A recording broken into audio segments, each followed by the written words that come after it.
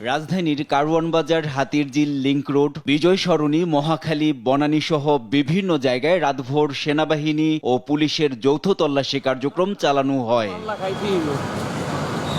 এ সময় বিভিন্ন যানবাহনের প্রয়োজনীয় কাগজপত্র ও মোটর আরোহীর হেলমেট না থাকায় শাস্তিমূলক ব্যবস্থা নেওয়া হয়।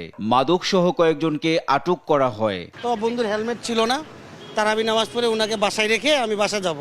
এর মধ্যে এদিক দিয়ে আসছে, সেনাবাহিনী ধরছে, যৌথ অভিযান চালাচ্ছে ওনারা। ভালো, এটা ভালো। তো একটা সামান্য একটা মামলা আর কি দিচ্ছে। দেশজুড়ে যৌথ তল্লাশি কার্যক্রম চলমান থাকায় স্বস্তিতে সাধারণ মানুষ। এটা খুবই ভালো হয়েছে। এতদিন পর্যন্ত আমরা এগুলো দেখি নাই, আমরা একটু প্যানিক ছিলাম। I am very happy that they are on the road. এইখানে আমরা অনেক নিরাপত্তায় আছি।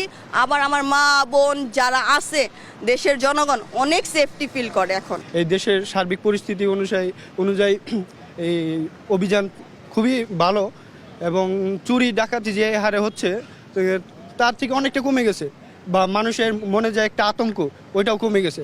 যৌথ তল্লাশিতে আইন শৃঙ্খলা পরিস্থিতির দ্রুত উন্নতি ঘটবে এমন প্রত্যাশা নগরবাসীর। NI নাহিদ, দেশ টিভি, ঢাকা।